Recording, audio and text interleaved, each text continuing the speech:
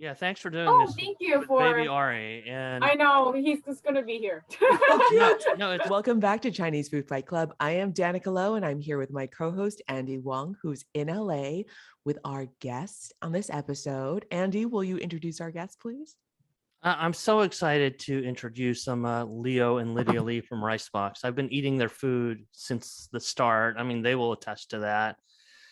They have, what might seem like this modest 700 or less than 600 square foot restaurant, I think, in downtown LA, but they have outsized ambitions, and the food that comes out of this kitchen is just magic. So Leo and Lydia serve contemporary Cantonese barbecue, including what Los Angeles Magazine has called the best char siu in Los Angeles. That was written not by me, but by Gene Trin, another Chinese American writer. So a lot of us really recognize this. But besides these, modern takes on contemporary barbecue, they really just they're reinventing the whole form. They've got cheesy egg rolls, they have impossible dumplings. Their Cantonese crispy pork is really a riff on porchetta, and it comes with chimichurri sauce, but it somehow still just tastes really Chinese. So the thing about this is, yes, hipsters and scenesters and food Instagrammers love it, but so do old school Chinese people who miss Hong Kong. And that's one thing that I think just really shines through. The food doesn't have to be exact. It doesn't really have to even be traditional. It just has to be good and sort of true to what this food is supposed to be and what it was built upon. So, more important than that, though, I mean, as you can see, they've got their baby Ari here. I mean, they're mom and pop, just like powerhouses. Ari was born during the pandemic. I remember Ricebox, which at that time, Leo and Lydia were driving literally dozens, hundreds of miles, many hours all over LA and Orange County to deliver food themselves.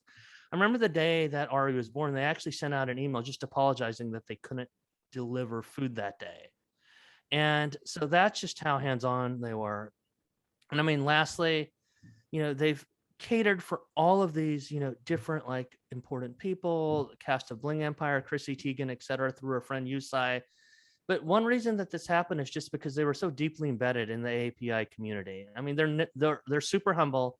They won't take credit for this, but an email they sent really spurred me and Crystal Kozer and Yusai into doing our Clubhouse fundraiser that raised $60,000 for the API community. And then it led to a live event.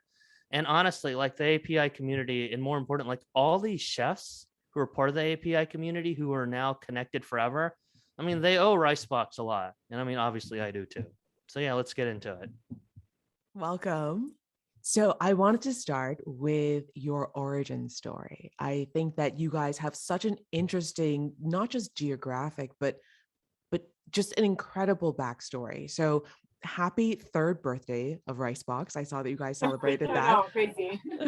A couple of weeks ago, but that is so exciting. If you wouldn't mind just starting from the beginning and giving us the timeline of how you, Chef Leo, went from Mexicali to New York and then to California, and how you guys met, and now there's another generation involved in the restaurant. So yeah, my family, they immigrated to Mexicali, Mexico, which is the border of California. It's about 4 hours from LA. So I pretty much grew up down there. It was a very Hispanic, community. There's a few Chinese people there, but we opened a Chinese restaurant. What all immigrants do, they open a Chinese restaurant in Mexico. So what happened was that I grew up in the business, and that's what I really did every day. Get off school, I would just go to work on the weekends, summer, whatever it is. They always say, come to work, because they didn't have time to really watch me. So the best way to watch me was to keep me in the restaurant. So they were like, okay, well, he's there and they're working. So that was kind of thing. I grew up in the restaurant business. As I grew older, obviously being Asian, having Asian parents, they really wanted me to do something else. They wanted me to do anything but the kitchen. They didn't want me to be in culinary, which, I listened to them. I gave it an opportunity, but it just really, nothing really spoke to me. Eventually I just said, hey, you know what? I want to go to culinary school. And they tried their best to talk me out of it. They didn't care what I did. They just said, don't do it. But I didn't really listen, and I just I got to do what I got to do. And I decided to go to the furthest one possible and go to CIA in Hyde Park, New York. So that was something that was like very eye-opening for me, and I learned a lot over there. So I went there for 2 years, graduated, but I had this ambition that I really to learn and do more. So right after I got my associates, I went to Florida International University for my bachelor's in hospitality management. Spent another 2 years in Miami, got my degree, came back to California, worked with the Patina Restaurant Group in downtown Disney for about 5 years. And during that time, I continued to be like, you know what, I want to do more, I want to learn more. Then I went to get my master's degree in hospitality management at Cal Poly Pomona.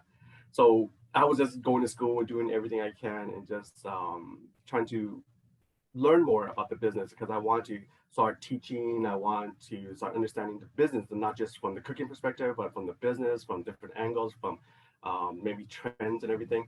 And that is when the time that I met Lydia while I was going to school about to get my master's. I met Lydia 2011. Yeah, 2011. So it was 2011, and then after that, after I graduated, I went to teach at the Art Institute of America, and I did culinary. So I taught that a few years, but eventually I hopped back and forth, and then I became, I worked back with Patina again. Then I started becoming more from a back end, like more of a director of operation, from general manager to multi-unit, then I became a director of operation for another company. But during all this time, I always knew Lydia's family owned Cantonese barbecue restaurant, and we always talked about it and everything. But when we were dating, I always felt like it was kind of like, well, you know, we're dating. Or I'm not gonna say that, hey, give me your family's secret recipes, secrets, and everything. So I wasn't bold enough to say that. You know, I respected their privacy and their recipes. So it wasn't until I proposed. That's when I asked, like, well, hey, so that recipe I always wanted to ask you, but I just didn't want to feel intruding or something because. But then I was like, hey, now that we're engaged, can I have that recipe? And then once I got it, and I started like just cooking it at home. It's something to me. It's something about it was like it really made me feel something that I've never felt before. Like all these years, I've been working with different companies, different groups, and everything, and I've been hustling and working really hard for someone else. And I'm never really able to shine or cook my own food, and I wasn't sure what I was doing because I was classically trained with European cooking, but nothing was really focused on Asian. So, but it wasn't until, like I said, I started cooking their family recipes. That's when I was like, you know what, this is something really special here. It was sad that I would have loved to visit it, because her grandpa used to own a few in Hong Kong, but it's no longer there, which Lydia will touch on a little bit more.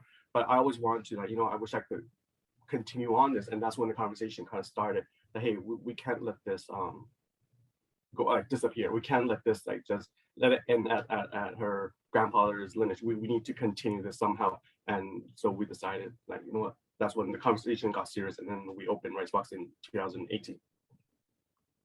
Lydia, where did you grow up? And can you tell us a little bit about your family and growing up in the business and what it took to get the recipe to Leo? No, really. Well, I grew up in 3 places, like kind of equally in my childhood. It's Hong Kong, Vancouver, and here, LA. So when I grew up in Hong Kong, my grandpa owned 2. I think by the time I was born, it was about 2 Cantonese barbecue restaurant in Central. So we would, my memories of it is that I'll just be there like all the time. My dad is also there. So my family's there, like all the Chinese gathering, like every single Chinese holiday, like Hong Kong holiday gathering will be at the restaurant and my grandpa's restaurant. And then so when basically, like, yes, he did ask me like around the engaged, like after we got like engaged, but at the same time, I feel like that it's more like a selfish reason for myself because I want to taste my grandpa's like char siu again because we don't get to, I haven't tasted that since it was closed down after he passed away. So my uncle still has the recipe. My uncle worked like closely with my grandpa. So then so I asked him for it, and then he, we made it home, and it really brought me back to when I was a kid, the taste of the char siu. So it's it is like a selfish reason too. So I wanted to taste it. So but then like what he said, like what Leo said, that it really was something that's special, and we really want to just continue on what my grandpa did, especially in LA, because there's a little bit lack of it. So we just want to represent that basically. Yeah. Can you talk a little bit about how, yes, you took this recipe and you're being faithful in some regards, but obviously you're updating it and you're trying to do it with more premium ingredients, and why you wanted to do it that way? We had to find a balance between honoring like the family's recipe, but also like trying to make it ourselves, and also what's going on in the environment, or at least the culture and everything.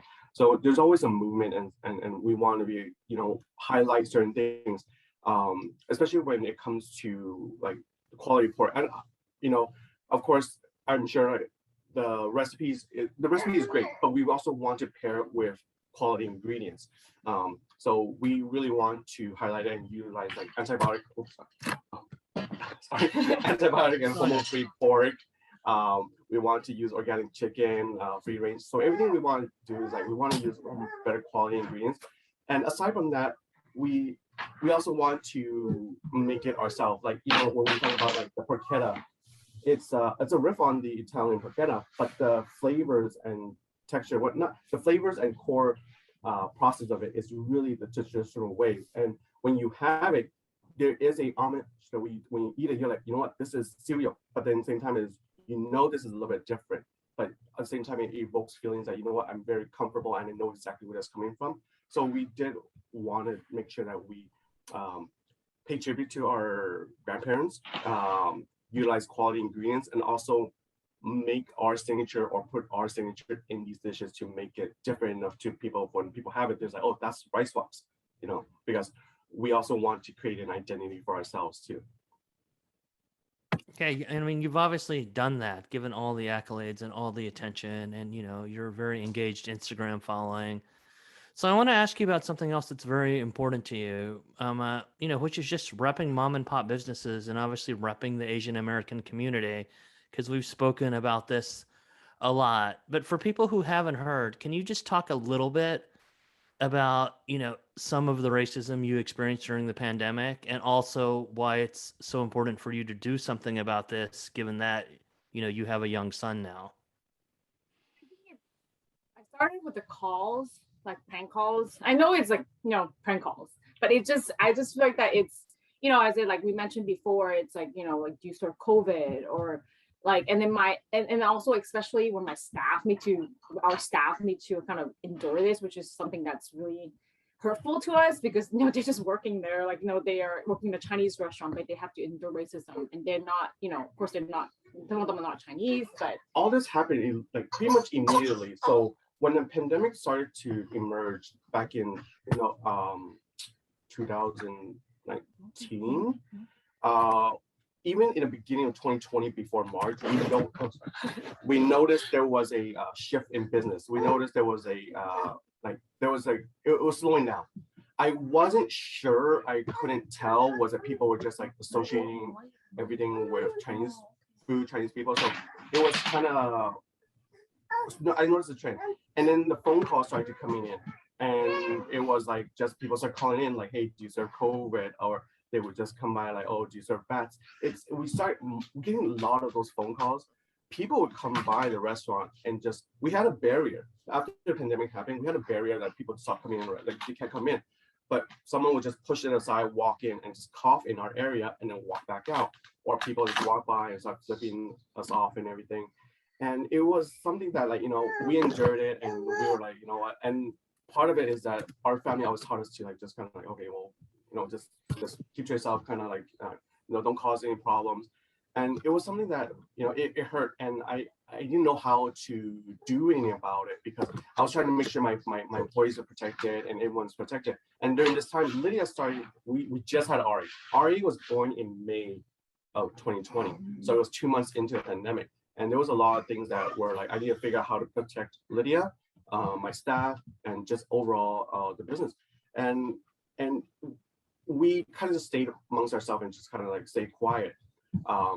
And then it wasn't until we started seeing the violence towards our community, the elders, and that's when we like, okay, that's enough. Like, I don't know. It's just that when you start attacking elders, it's something that really spoke so strongly to us that like, what it really drove this like anger in us. Like, no, this is total BS. We need to stop this. This is not something that's okay.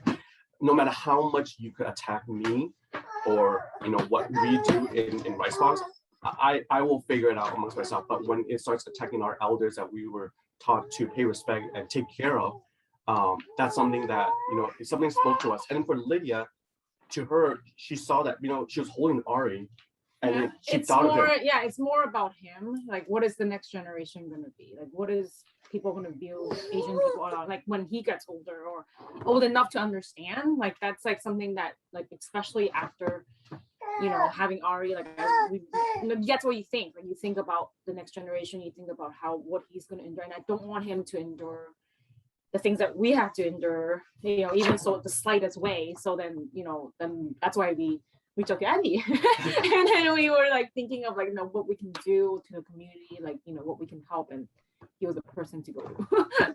Yeah, and part of it's like I should have went back to this. Like, okay, so we opened in 2018. That's what we're writing it back. In 2018, when we first opened, 2 months into it, we got a Yelp review. Someone left a Yelp review about saying that it was a joke, kind of saying that they heard like meowing around, but they didn't see a pet shop. They wasn't sure what's going on, and then they see a cat with crutches walking by, and then they were about to order, but then they got scared and they left. I know what they were trying to say. I know what they're trying to insinuate and all that stuff, but we're so new to the business that we're like, okay, I don't know what to do. Like, who should we talk to? Like, what are we supposed to do? Like, I was scared to act upon it because Yelp took it off and everything reported. They took it off, but at the same time, it was like, okay, well, you know what? This person, we don't know who did it, and we're like, it's that term where like we're the one in the bright light and they're the one in the dark, so we don't know who we're talking to. So we got scared and we kind of didn't do anything, and we kind of wish we did. And part of it is that as time went on, we realized that our parents taught us to like kind of like stay quiet, be humble, and do our thing. But that's the thing is like that's how things has evolved to what it is, and we kind of noticed that. So you know what, we recognize that it's not gonna we recognize that things aren't gonna change overnight, but we gotta start somewhere, and we gotta start that conversation and start building that kind of identity in ourselves, in the culture. So we hope that one day when Ari grows up, if he continues on the fight, that'd be great, but hopefully that he doesn't need to endure any of this stuff, that there would be less of this or even non-existent anymore. And that's what we're hoping to do. It's wild when you think about children, right? I mean, because you look at Ari now and you think about the things that have happened in the last year, the Stop Asian Hate movement after all the violence, and obviously the pandemic. There are all these things that he isn't going to remember that really may have the most lasting impact on how his life is shaped. So, fast forward based on what you were saying about like how your parents feel, how would you feel if Ari wanted to be in the restaurant business? And if activism is still necessary at that point, what would you tell him that he should do? Definitely be all for if he wants to be in the restaurant business. I know like it's completely opposite than our generation of like our parents. Like my mom did not want to get us in business because she was in the business. Same thing with like like Leo's mom or parents. Like they don't want to give him the restaurant business because they were in the restaurant business. But for us, it's whatever he wants to do. And if he wants to be in the restaurant business, we're all for it. If he wants to, let's say Ricebox, you want to revamp Ricebox and do his version of it, we're all for it too. Because I feel like that's how we grow. That's how the industry grows. So yeah. There's one thing is that how do I say this? Like for the AAPI community, I think back about our family, mainly my family. When they first immigrated to Mexico, they opened a Chinese restaurant out of necessity. They used to tell people that, oh, that's because they love to cook and everything. But in reality, it's because they didn't know what else to do but to open a Chinese restaurant. And that was the thing that they did. But in reality, it was because they did it out of fear of the community. They didn't know how to handle outside of the area. So by building their own restaurant, they're able to build a home in a place that they felt comfortable and being at. and doing what they do without any like prejudice from anyone. And that's the thing with us is with Ricebox is that we hope that Ari, when he grows up, he's gonna do what he wants to do. And even though our parents told us not to do it, when we opened Ricebox isn't built on fear or comfort. We did it to honor our family and to really build that community and build that relationship with everyone out there. We want Ricebox to really shine and create conversation and hopefully build opportunities for future, for Ari, for anyone else who's out there. We just want to just represent being proud Asian Americans. And I think hopefully Ari will learn from us and then he's gonna see things and he's gonna choose what he wants to do in the future. If he wants a restaurant business, I'm all for it. If he doesn't want to do it, I'm okay with it as well. At least at the end of the day, all parents just want to create a safe haven or an opportunity for their kids. And I recognize that with my family. And you know what? I want to make sure that he gets the same opportunity. Can I ask a little bit about what is the Chinese American or Chinese community like in Mexicali? What was it like growing up? Did you have a first generation community there? I don't really know anything about it, so just really curious. It's very small. So there is first generations. If I recall, there were probably third generation by the time my grandpa, my parents. So there were 3 generations, but it is very small community. They wouldn't call it like Chinatown, but it is a small community. There's always a Chinese association community place where everyone kind of congregate and kind of celebrate. Or if you're newly immigrant, you go there for advice and help and everything. But growing up down there was difficult. It was definitely difficult. We stayed in our bubble. We stayed in our community. There would be tons of Chinese restaurants because honestly, there would be a lot of Chinese restaurants. And if you were Chinese, you most likely either owned one or worked at one. So that was the kind of what the idea was, like, okay, you're Chinese, you're gonna go into the restaurant business. So it was very hot. Mexico was extremely hot. But it was a growing experience. It was something that I don't know how to explain it. It's just everyone knew everyone. You couldn't do anything without someone knowing. So whenever you did something not let's say you get a B in school in a class or something, you're considered a bad one already. That's all it took, because everyone's like, just go to school, do your thing. And everyone just knew. It was just such a small community. I still go back there. I still visit there. My dad, my grandpa, the grandparents, they are buried in Mexico in the cemetery. So I do try to go back there whenever I can. Less and less now because a lot of people has moved away. But it's still nice to go back. I brought Lydia there a few times and everything. I haven't brought Ari yet. I'm hoping that once pandemic comes down and everything.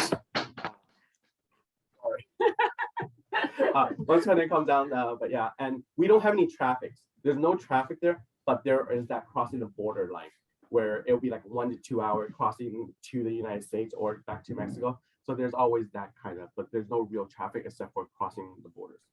I'm going to say something like super Asian mom right now, but in your family, you have like the 3 most important languages in the world: Chinese, English, and Spanish. So you guys are all set. Ari's all set for the future. Everything's going to be great. Yeah. You just need to learn more Spanish right now. We speak to him in Cantonese. Oh yeah. So he's going to learn English, obviously. So yeah, he doesn't understand what we're talking about right now. So what's next for you guys? I feel like you guys have had an amazing 3 years. You're one of the most popular restaurants in Los Angeles. Like literally everybody talks about Ricebox. So can you talk a little bit about where you think you guys are going to be in like a year from now, 3 years from now? Hopefully another location. Yeah, it was just been hard looking for location itself. So the thing is, everything kind of slowed down because of the pandemic. We were on the trajectory of like hoping to open a second one by now, but because of it, but through everything we learned a lot. And you know what, I really appreciate the time that it's given us to really think back and learn from our experience from all this. So we're hoping that ultimately there will be a second, third, fourth, fifth, obviously those are always the goal and dreams. But we just have to do it strategically and smart about it. But you know what? We're hoping, continue to grow the Ricebox brand, just kind of put ourselves out there more, introduce more Cantonese food, Cantonese barbecue to everyone who is not familiar with it, because we do see that there is a lack of it, especially in outside of the San Gabriel Valley. So we want to make sure that we try to do our best to kind of represent. Yeah, I mean, you make a good point about there needing to be more Cantonese barbecue because, people who don't think about LA geographically, and they're just like, well, there's a lot of it, right? And they mention Hoki and there's like New Housing now. And it's like, yes, that's in the SGV. And they're like, okay, but there's all these new school ones. And I'm like, okay, but those are just downtown and in Silver Lake right now.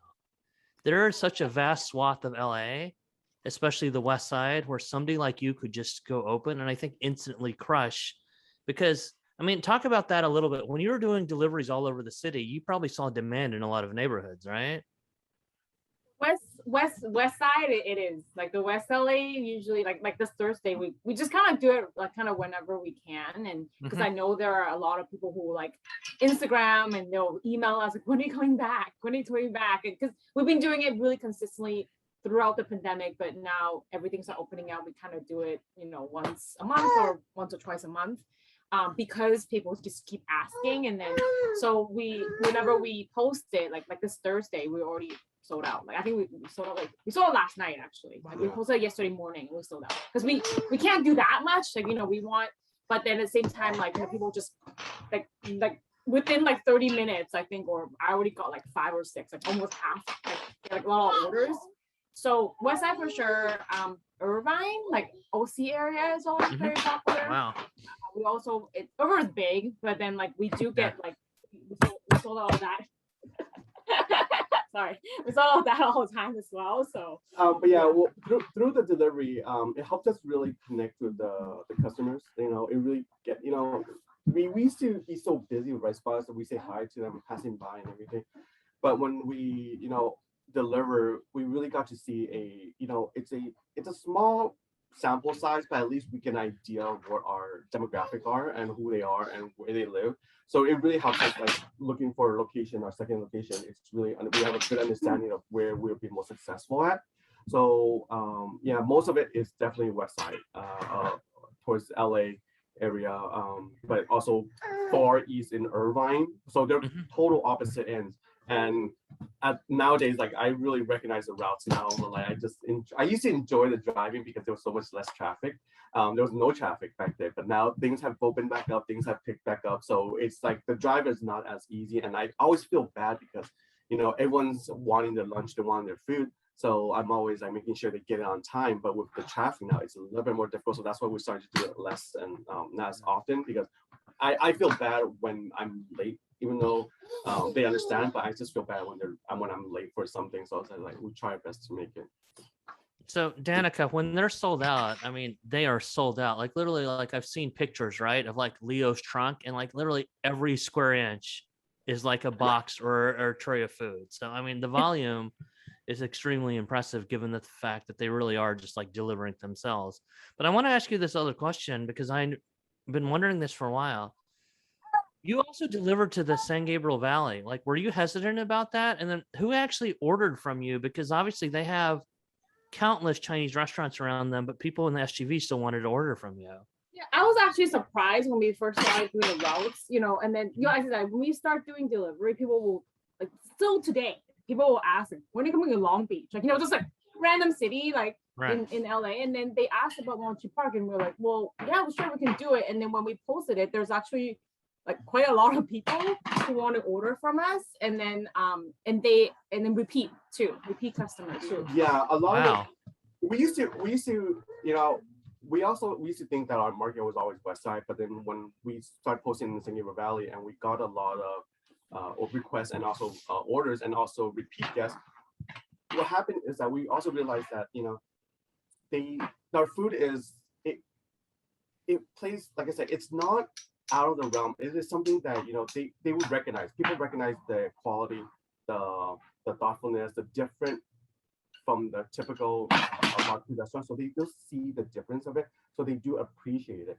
And when we do get these orders and we get them, well, we see that, you know what, it is not just for, it's made for everyone.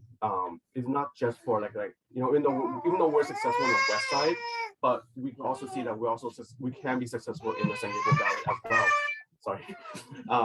It's just that, yeah, we do. Well, another thing is we also realize is that our location is that our delivery service and our personal delivery service, it's something that I think they also appreciate.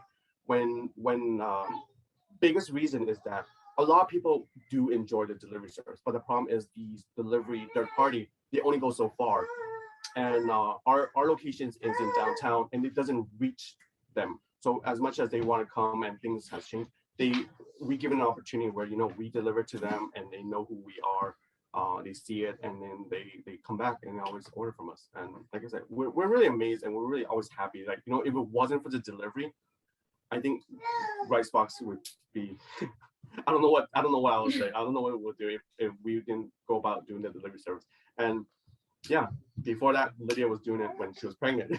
We used to laugh about it. Like, so there was nothing to do, but they were like, so this is our dates. This is our date. Like, what city do you want to go to today? Like, that's what we joke about. She used to sit in the car and we just deliver and say hi and then say bye. And that's it. But once Ari was born, she stopped coming here.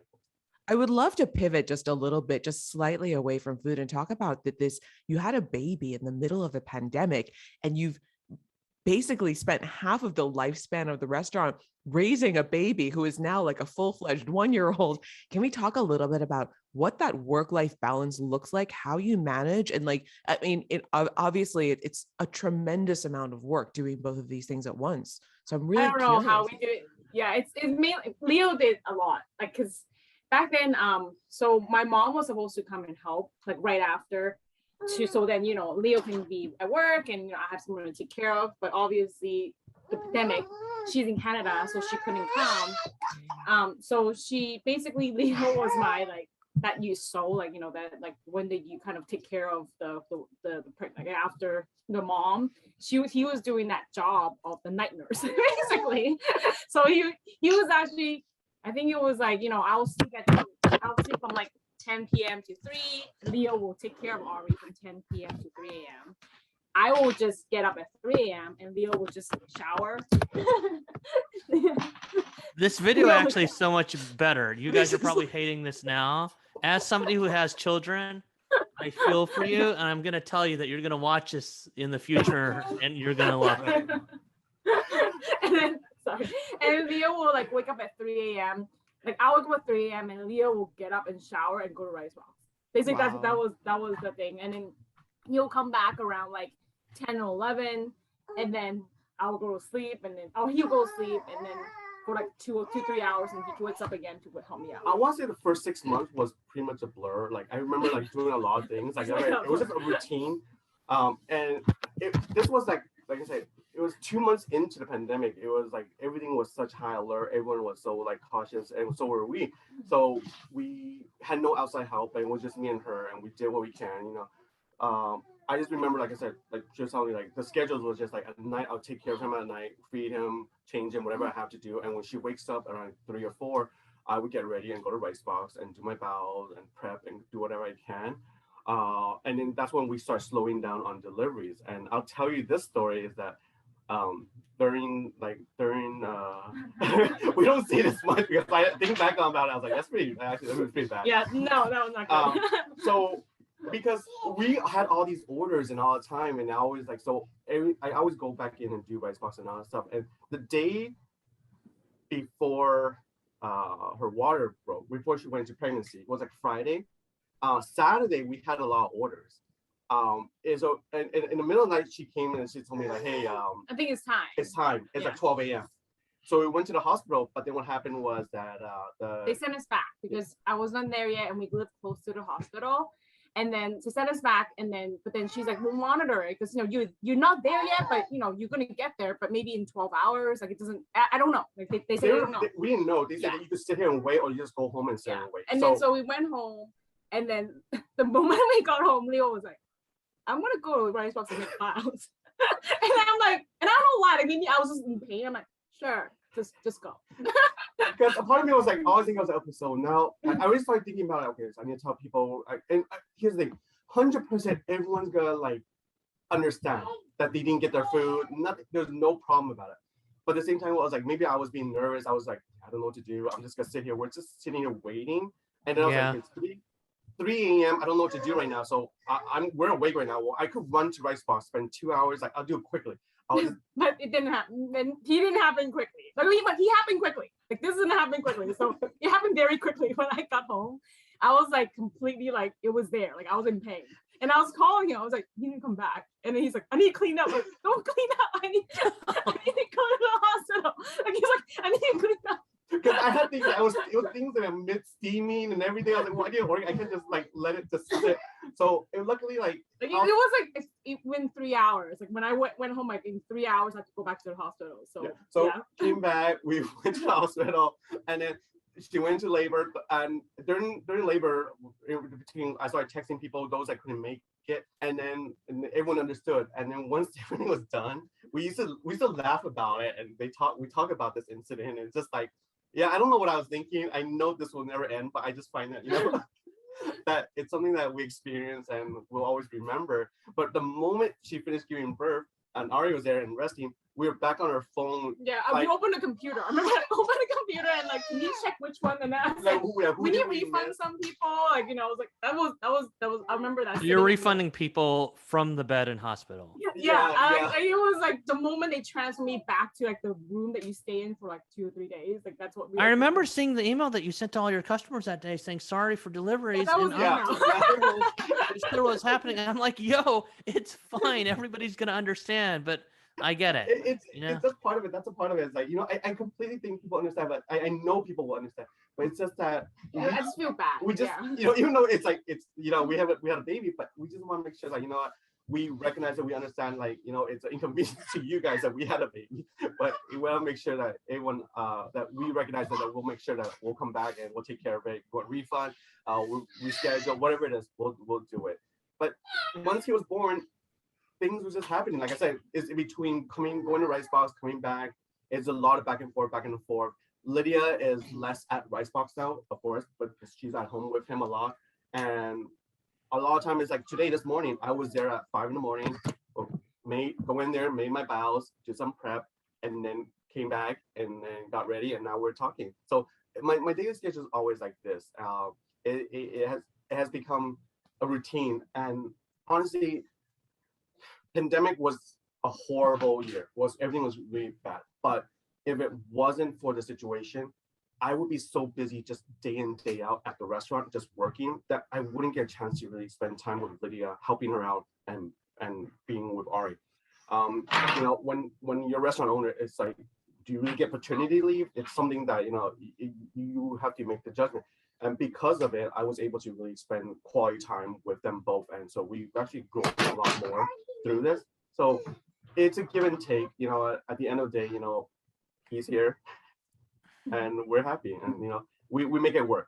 And she's been very, she's been very tolerant of me and being away from the home when I need to. Right. But when you're making baked chickens like overnight, which we're gonna start again. Oh, you right, just said that, like, yeah, right. that's coming up, and I know this year is gonna be very challenging, because it's definitely gonna be. I assume it's gonna be even double what we did before. So right, and it's really it's mainly just you in the middle of the night, like putting sticky rice and all these ingredients in the chicken. Right, you're there alone. It seems like. Yeah, I'm there alone because, like Andy said, it's under 600 square foot. It's only a 560. So there's really limited amount of space. And when we're open for service, my team is there, everyone's working. I don't have any space to work. So I only do these like, so for the holidays, I have this like special baked chicken that I do. I stuff it with sticky rice, abalone, dry scallop, all these ingredients.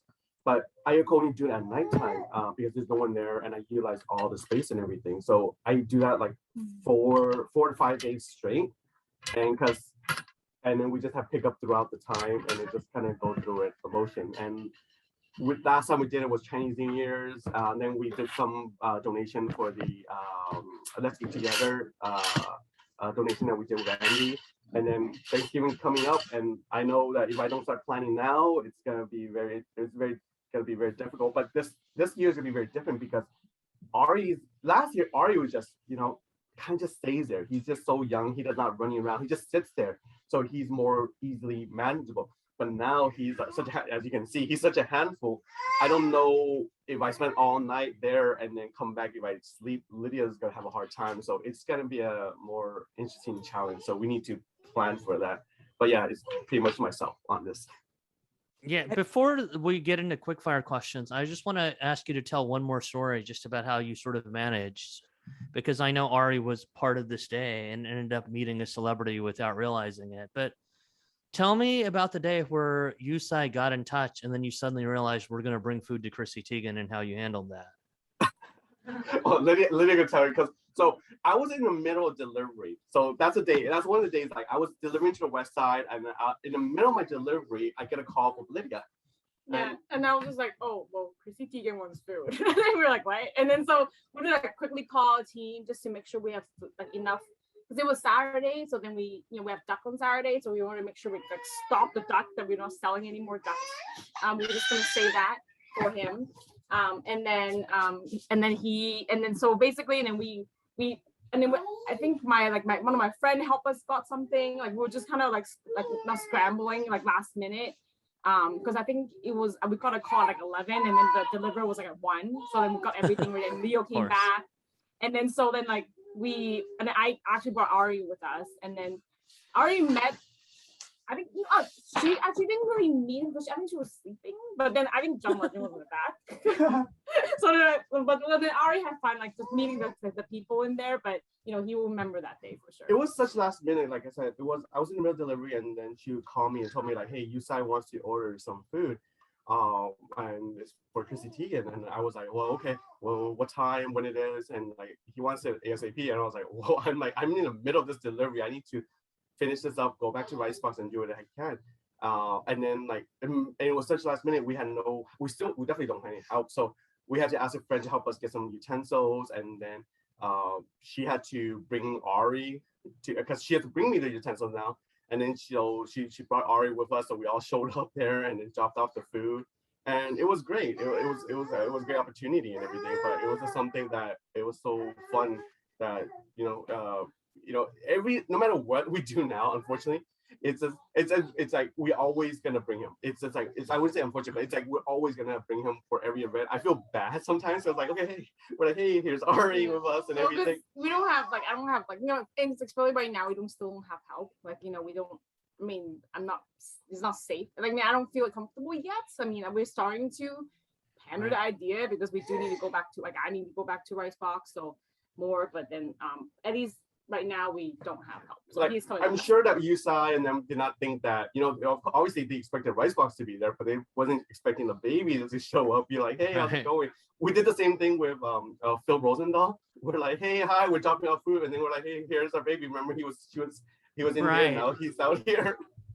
There's something so powerful. There's something actually so powerful from you talking about growing up, working in the kitchen with your parents at their restaurant because there was no babysitting, to this moment where you are bringing your son.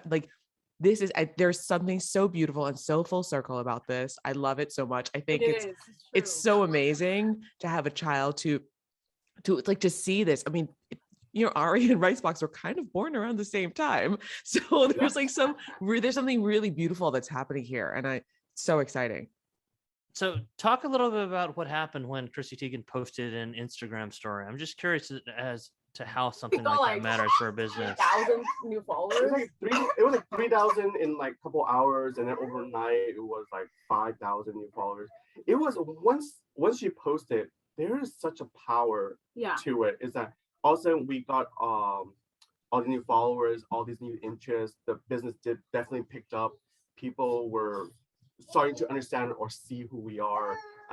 It was starting to be talked about in outside of LA at least. So it was something that it definitely there's a definite driving force that I cannot thank Yusai and Chrissy enough. It gave us a little energy, a little push on what we're doing and everything. Was this? I don't remember when was this. was it Christmas time? Yeah, I think around there. I think it was like in December it happened. Yeah, I think like after Thanksgiving. It was after Thanksgiving, right before Christmas and Yeah. everything. I think so. That and then like we definitely needed it because it was towards the end of the year and no one was really doing catering. So, but once that happened, it really gave us new energy, new life for and to continue to push on.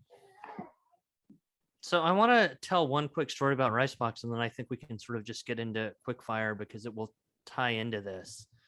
So Leo and Lydia, obviously super community minded, but like I remember at the beginning of the pandemic where none of us knew what the hell was going on, right? And I'm like on a text chain with like all the moms at my kids' school, just figuring out like how are we even getting groceries. That Lydia just offered, oh, you're coming by the restaurant to pick up food anyway. If you need eggs or milk or bagels or whatever, we'll just order it for you from our supplier. So I pulled up on a Saturday, got all this produce, got bread, got milk, got eggs, ended up delivering it all to my neighborhood. And then one of the women, one of the families like started ordering a lot from Ricebox too. I mean, they're not Asian, but they just really like the food. So it really was this thing where I think the pandemic's going to pass, but a lot of us are just going to remember like this restaurant was there for us. So I mean, I really appreciate them for that. So just thinking like, yeah, I mean, it's because I feel like that was crazy. Like everyone has like no food and like all the shelves are empty. And then like since like Ricebox still get like not like I mean once it cut down drastically. Yeah. so yeah, I remember this was in the height of everything was like all the supermarkets either long line or out of stock on a lot of things. So what happened was that I realized like, I'm still getting products from my purveyors and everything. And you know what? I obviously I was able to provide for Lydia and myself. And then I realized I looked at my team and you know what? Well, do you guys need anything? And it started slowly from there. And once I took care of my team, and then we asked Andy like, hey, do you guys need anything? Like, because we ask whoever we can, like, you guys need something, we could get it for you. That's not a problem. And at the end of the day, it's like, we don't know what's going to happen. I mean, it's like, at that moment, we don't know what's going to happen to Ricebox. We don't know what's going to happen, but we got to help out wherever we can, whoever we can. And it's like, it's really nothing. There's no work for us, really. Like, if I could offer helping hand to Andy, to our workers, to anyone, just do it. I'll order for you guys, no problem. So I was just doing what we can. Like, you know what? Yes, even though we're struggling, it's just like, okay, fine. If it doesn't really, it's not taking anything away from me. I'm just doing what I can and our abilities to help out everyone else during that time. Yeah, and it was like crazy because I remember being able to like going to the store and being like, there's no cream cheese, there's no flour tortillas, there's no shredded cheese. And Leo and Lydia emailed me about this. And I'm like, well, these are some things that we need. And suddenly my neighborhood has like 400 huge flour tortillas that are being distributed. And all the kids are happily eating quesadillas for a week. I mean, like families remember that stuff, And it was just, so that was just wild. But yeah, I wanted to take a moment to ask you guys some quick fire questions because I know amplifying your whole community is important to you. So what are some other restaurants in LA that you love right now and why? We actually really love like cafe, Chinese cafe, Cantonese cafe, Taigen. Yeah. So we go there and we buy that a lot. Take out, go in there. So like at Delicious Corner, Alice's Kitchen, those in the Gabriel Valley that we just really love that because it's something very comforting and very like just something that we just feel comfortable eating. We do eat that every single day. What do you eat there? I want to know what you guys order. We love like he loves breakfast food, like Chinese. Like, I love to too Chinese breakfast. So like congee zhou. I eat a lot of the like or like the noodles, chang fan. Yeah, like, I like chang fan. Like, so, it like even though it's like really breakfasty, I could eat that for lunch. I could eat for dinner. Yeah. They obviously don't sell that late, but then we just like buy that for lunch and everything. I would wait till the last minute, like pick up like at 11 o'clock or something, so we could move it to lunch. So we eat a lot of that. Other regular restaurants, we because also we don't go too far out. There's a place called Golden Deli.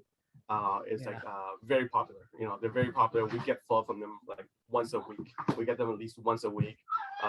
Because of pandemic and everything, I got to meet the owner and everything. We just like go there, hey Leo, how's it going? Hey, how's it going? It's me again. and it's great. So we try our best and we go around, and through the pandemic and through Andy, we got to meet a lot of other business owners. We really try to like reach out and try to say hi and try other restaurants. Miss Chi, Shirley, she's awesome. Got to meet her. Got to try new restaurants, and through Andy, like just people that we never got a chance to talk to, but because like, oh yeah, remember we Andy, and then we have like this common talking point, and like, yeah, we both know Andy, so you must be really nice. Oh, that's nice. I'll tell you, everyone knows Andy. Andy knows literally everyone. He's the most well-connected person in food. And I say this all the time because Andy's just like, I'm just Andy. I just know people. That's the great thing about it. Sorry, Andy, I'm gonna turn this on you now, but that's the great thing about Andy. It's just that Andy's just like, no, just me. I'm like, and that's the great thing about it is that he doesn't. You're just Andy. Once you say anything, everyone knows who you know and what you know and how well you connected, and you're so humble about it. And that's the thing is that when we knew that when we wanted to do something and we didn't know how to like help out the community, we knew Andy was the first person that we got to ask him, because I didn't think I could do it. I didn't want to do it. I didn't think I was the guy to do it, but it turns out that like I did know a lot of people and they helped me do it. So if anything else, it's like, yes, okay, fine. I know a lot of people, but for the most part, that's what I feel like happened. I got a lot of them to do something. And in doing so, I did something. But yeah, I mean, that's sort of what the point of a community is, where when you need something or there's something really important, you realize that there's a lot of people who are just going to raise their hands. Because honestly, you, Tu and Lee, all of these other people, like you introduced the idea to me before I'd even thought about it. Sure, in my head, I had just been like, what's happening to the API community is terrible. And, there needs to be more awareness and discussion about it. But then I looked on Clubhouse and I'm like, lots of other people are doing it. It's like, maybe I should just stay in my lane and talk about food. But clearly people like you spurred me into actually doing something. So yeah, I mean, I feel like we can take turns being humble, but the whole point of doing this too is like, we got to take turns pounding our chest too, because that's how you get attention. So we've talked a little bit about how there's Cantonese barbecue, sort of people think it's all over LA, but it's not really all over LA yet, right? There's like all these neighborhoods that could still use it, that would be very happy to have it. So last quick fire question. In terms of Chinese food, given that Lydia, especially, you've lived in Hong Kong, you've lived in Vancouver, where there are amazing Chinese restaurants. What do you think LA could still use in terms of Chinese restaurants? What do you want to see happen next? I actually, I don't know, because in Hong Kong, like hot pot, like, it's just all year round. Like even it's like the hottest summertime, like my friends or my family, let's go hot pot. I'm like, okay, like, that's actually something that I don't see a lot here. I think there was one, Cantonese based hot pot, right? Like, not like, not just mala and everything, which is great. But I'm just saying, like, Cantonese based, when there's like different type of soup bases, like tomato soup base, and then like satay soup base, or like a fish broth soup base. Like they don't have, I think there used to be one on the Valley in Garfield, Valley in Garfield, but I think they closed down because there's not a lot of customer. But that I want to see a lot of more. Yeah. But when we say hot pot, if you just think about it, the only hot pot places is really back in the San Gabriel Valley. Outside of that area, you really don't find any hot pot area elsewhere. So I think that is like touch upon that. Yeah, we should see more of that. Like just outside the area. I think anything outside of the San Gabriel Valley area will be great for our community. Just like more on the west side, it's gonna slowly build that. This way, this thing is, as once we start that motion, we chose to be out there as far as possible, not because obviously it's for the best interest of the business, but at the same time, it's also establishing ourselves out there. Once we do it, we're hoping that other restaurants, other owners will find the opportunity to be out there as well, because that's the only way to really kind of break out of the bubble and then have people really understand and have our community kind of build, not just in the city, but outside of it. And then this way, our food will speak for itself and our community, and we'll just kind of build the Asian presence, not just in that area, but everywhere else as well. Yeah, and I mean, the one thing that I want to say to other people that are thinking about doing this, right? There's always this thing that happens all the time, and it happens in business, in tech, obviously in crypto, but also in food, and people don't think about it. There's probably young chefs that are out there saying, you know what, I want to modernize Chinese food, but then they're like, Well, shit. Yang's Kitchen is there already. Ricebox is there already. There are places in Vegas. There are other places doing modern Cantonese barbecue, but I can still count, the number of these types of places in LA, like on my two hands. So you think it's late, but it's still really early. And like we said, the West Side doesn't have good Cantonese barbecue. The West Side has gotten Szechuan food, but the West Side doesn't have Cantonese hot pot, right? The West Side doesn't have amazing dim sum. There are all these things where like there's still time. And I mean, I'm excited to see what, entrepreneurs like you, Leo and Lydia, like end up doing, because there's just a lot of room for you to grow in LA and beyond. So thank you. Thank you so much, you guys, for being on Chinese Food Fight Club. We loved having you. Can you just tell our audience really quickly where they can find you on social media? Yeah, on our social media, you can find us at Instagram at Ricebox LA. Our website is riceboxla.net. Yeah, the best way to contact us and to follow us and to know and watch our stories is through Instagram. We post our food, and once in a while, our baby Ari will show up and make an appearance. But whenever we have specials, that's the first place we post on Instagram. And a lot of times a lot of people get upset is because we only have the limited ability and we only speak through Instagram. And by the time our special is announced and people know about it, it's already sold out, because if they hear it through like word of mouth and they don't follow us on Instagram, then I'm like, I'm sorry, we just can't do anything about it. Like one thing was the baked chicken that we get. So if you want the baked chicken, DM them early, because they're not playing around. It is literally one person making these in the middle of the night, and he cannot clone himself. 15 years from now, I mean, there may be two people because Ari gets to help in a larger restaurant. But like right now, this is what we got. But for now, it's just him. Yeah.